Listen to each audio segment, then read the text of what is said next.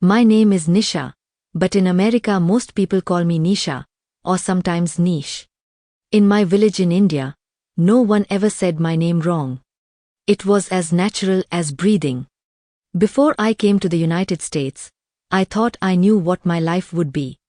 I imagined snow falling outside a big glass window while I sat in a warm apartment, wearing soft sweaters and typing on a laptop.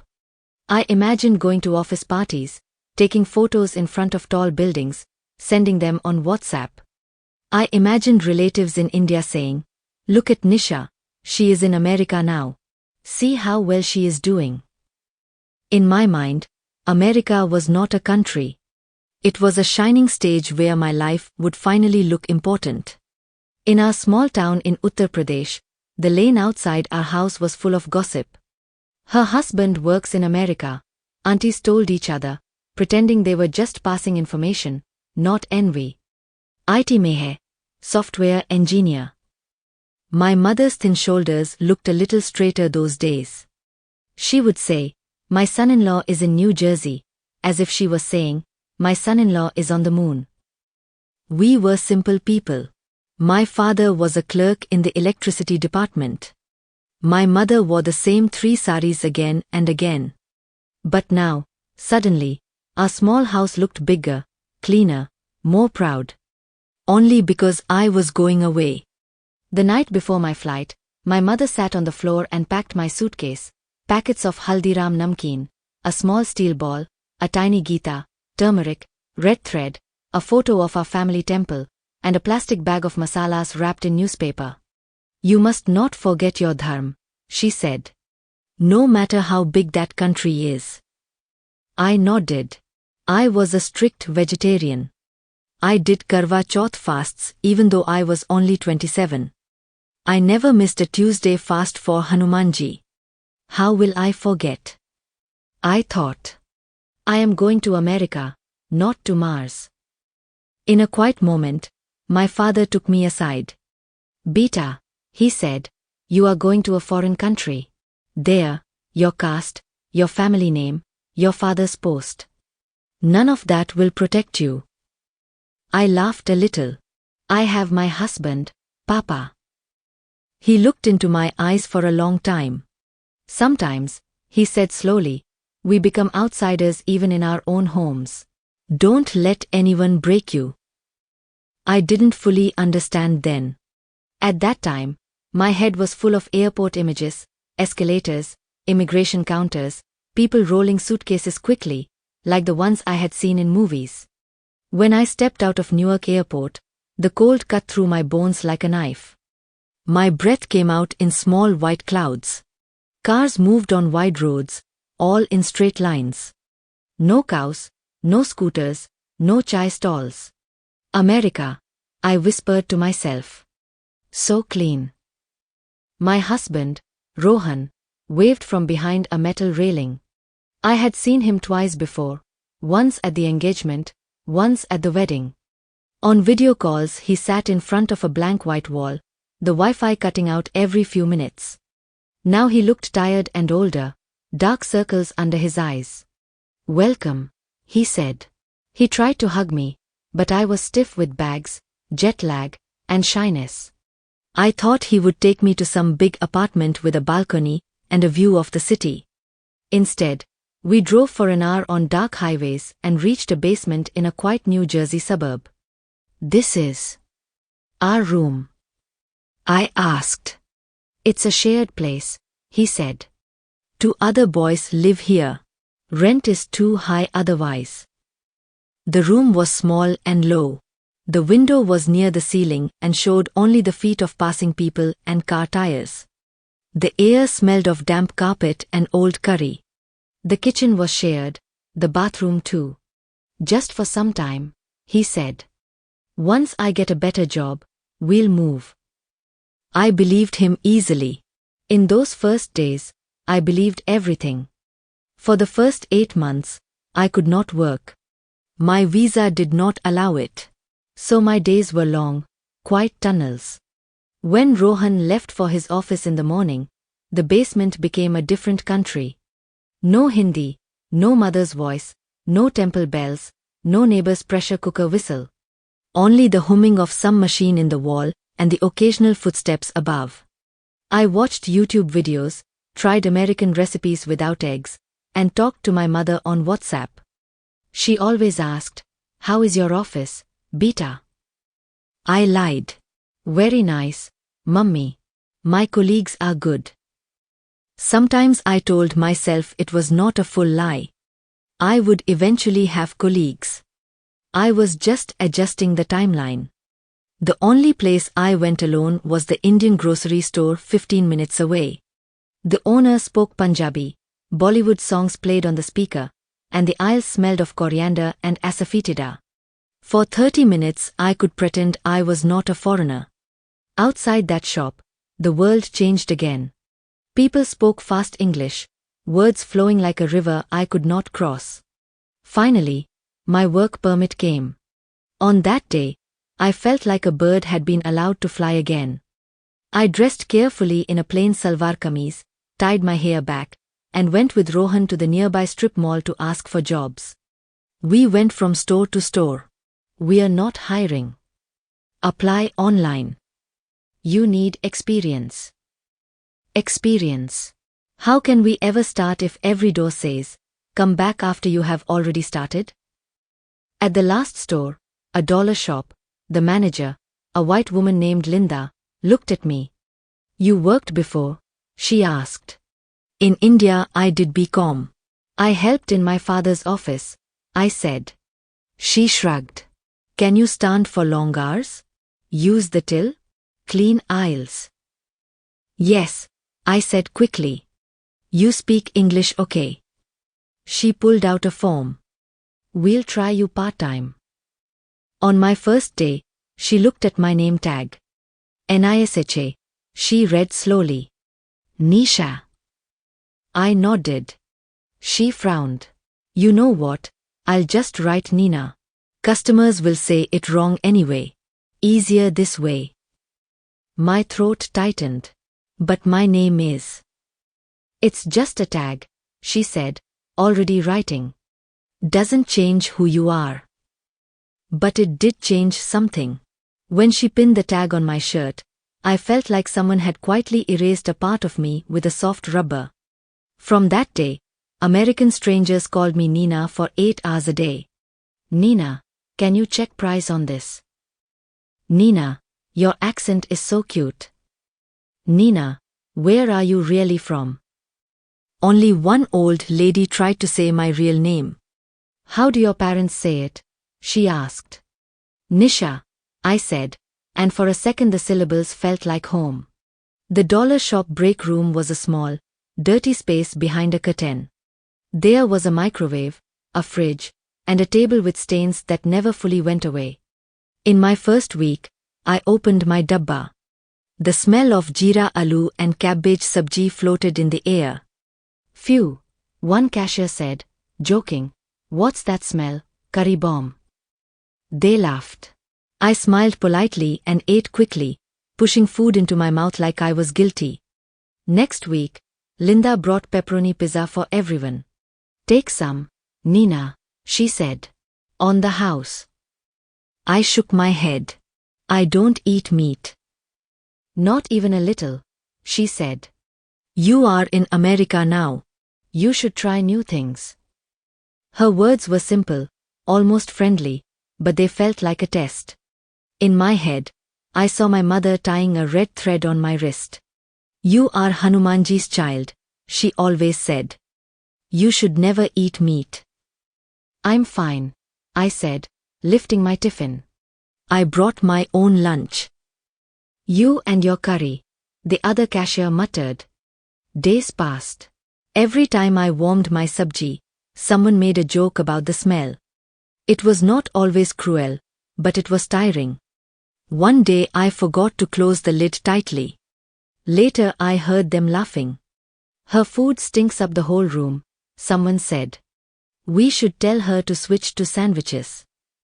That evening, when Rohan and I went to Walmart, I hesitated near the bread and egg section. "What is it?" he asked. I spoke slowly.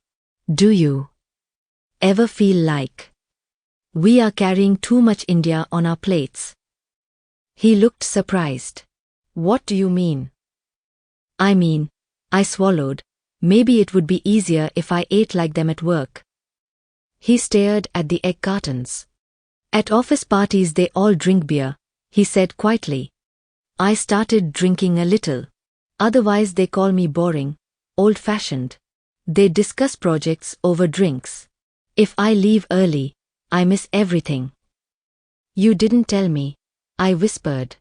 I didn't know how, he replied. I thought you would feel I left my dharm. We stood there, two brown people in a bright American supermarket, holding a trolley full of spices and rice, discussing how to slowly cut pieces from ourselves. The next week, I took a cheese sandwich to work. No one commented on smell. I ate in silence. 2 months later, I took a small bite of chicken at a colleague's birthday. It felt like crossing a border without passport, without permission. That night, I did not tell my mother what I ate. On the video call, she asked, Beta, you keep your fasts now? Yes, I lied. Of course.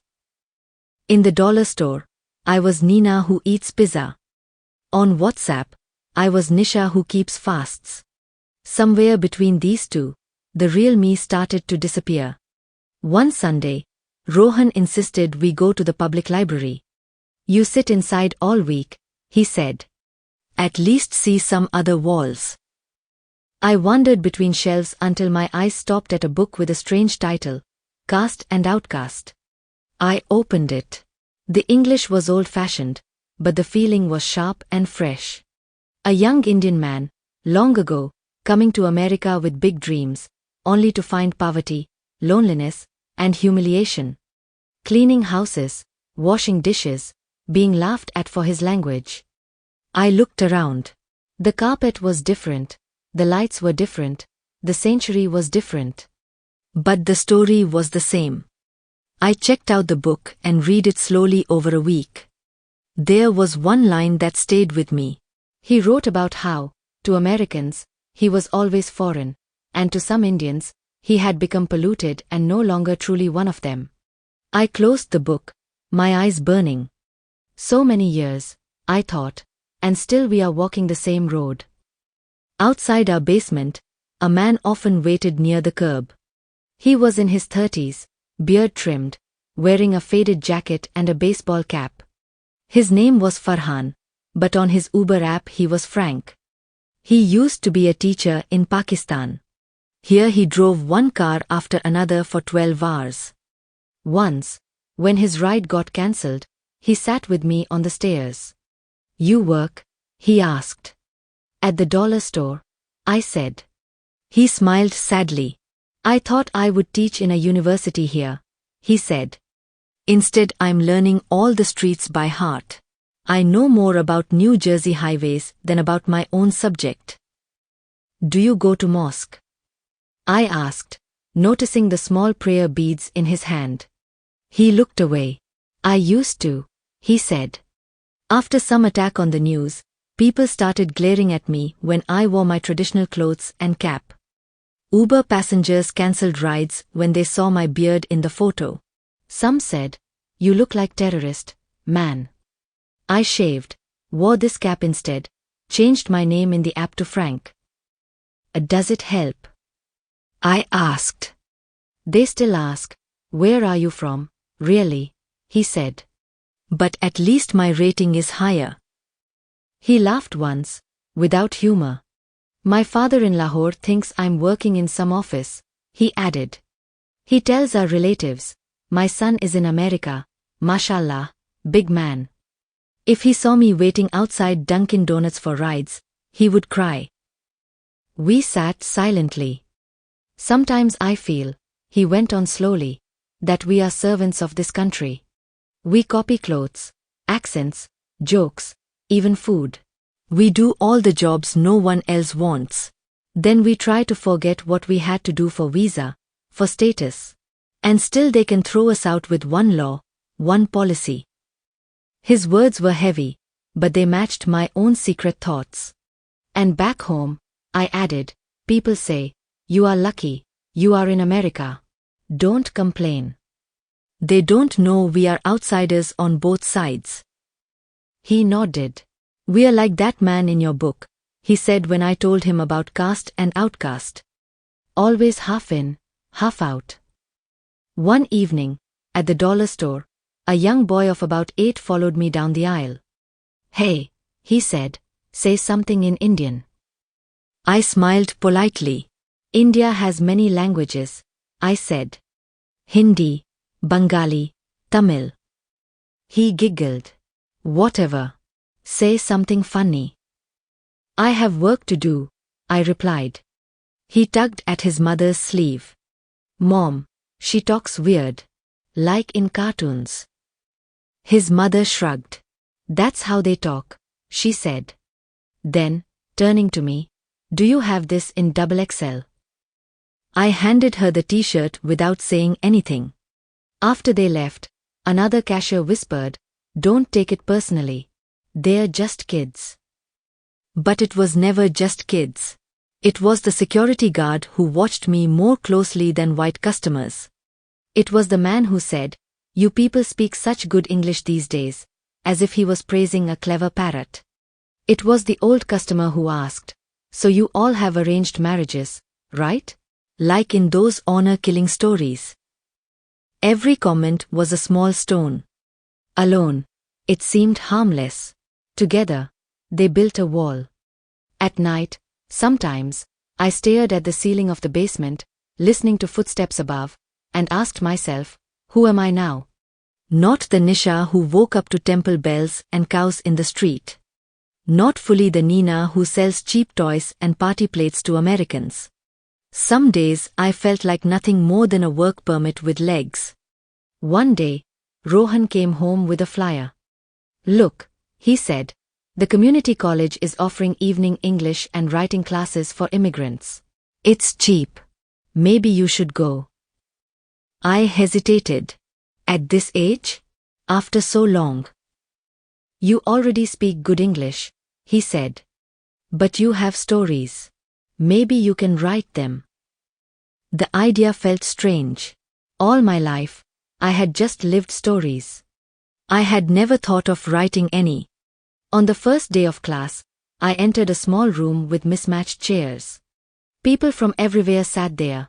An old Chinese woman, a young man from Mexico, a nurse from Nigeria, a tall girl from Ukraine. We introduced ourselves, each with heavy accents and light nervous smiles. Our teacher, a middle-aged American woman with kind eyes, said, today, I want you to write about the first time you felt like an outsider. My pen froze above the paper. How to choose? The first time someone mispronounced my name? The first time my food was called smelly? The first time I lied to my mother about meat? The first time a stranger mimicked my accent? Slowly, I began to write.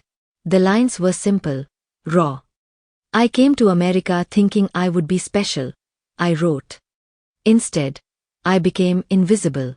When people see me, they see color, accent, foreignness. When my family sees me on video call, they see success. The real me is sitting in a basement, somewhere between two screens, not fully in any world. When the teacher read my paragraph, her eyes were wet. Would you be willing to share this out loud? She asked. My heart pounded. I had never spoken about these feelings in front of Americans. But something in me, something tired of hiding, said, yes. My voice shook at first, but the words came. When I finished, the room was quiet. The nurse from Nigeria said, I feel the same with my hair and my name. The Ukrainian girl nodded. People think my country is only war and corruption, she said. They don't see me, only the news. The Mexican man added, they ask me if I'm legal, like they're asking about a dog. We laughed, but it was a sad kind of laughter. For the first time since coming to America, I was in a room where my foreignness was not a joke, not a reason for suspicion, but a shared fact. We were all outcasts, but at least we were outcasts together. Life did not magically transform after that. I still went to the dollar store. My name tag still said Nina. Customers still asked where I was really from. Some still complained about the smell if I brought spicy food again. I still ate chicken sometimes and felt both guilty and strangely free. I still smiled too much at work, said, sorry, even when someone else bumped into me, and said, thank you, when people did the bare minimum. But small things started to change inside. I began correcting people gently when they said my name wrong. It's Nisha, I would say. Like Nisha, Nisha. Some listened, some didn't. Still, every time I corrected them, it felt like picking up a stone from the wall. I started writing my experiences in a cheap notebook from the same dollar store. I wrote about my mother's faith, my father's warning, the cold at the airport, the smell comments, the library book, Farhan becoming frank, Rohan's beer at office parties, my own first bite of meat. When relatives asked on the phone, you must be so happy there, right? Such a big country, I responded more honestly. It is big, I said. But big countries also have small hearts sometimes. They didn't always understand. But I felt better for saying it. On Diwali, instead of just doing a small puja secretly in the basement, I invited the other tenants, two Indian bachelors, a Filipino nurse, and Farhan. We lit diyas and also ate pizza.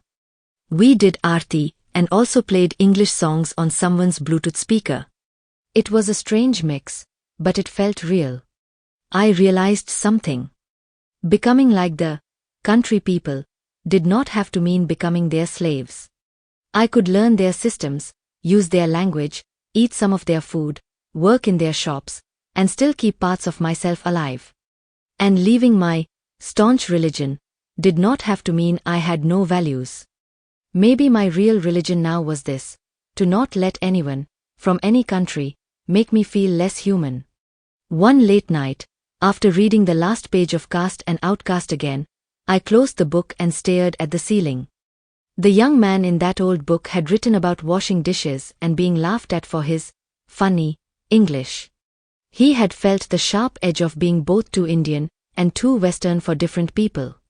His story was almost 100 years old. My life was happening right now. The problems were still here: racism, cultural shock, low-paying jobs, the feeling of being an outsider everywhere. But there was one thing I had that he didn't. I had his book in my hands. I had a pen. I had a class where immigrants from all over the world were finding their voices. Maybe I could write my own caste and outcast, in easy words that my mother could also understand. I picked up my notebook. On the first page, I wrote, "My name is Nisha. In one country, I was a Brahmin girl who never ate meat. In another, I am a brown cashier who answers to Nina. Between these two, someone is being born who does not fully belong to caste or outcast, to saint or sinner, to India or America. She is just trying, every day, to be a whole person." When I finished the sentence, I felt a small, quiet strength in my chest. The world outside had not changed. The snow would still fall, the customers would still ask their questions, the aunties in India would still imagine my glamorous life. But inside, I was no longer just being broken and rebuilt by others. I had picked up the tools myself.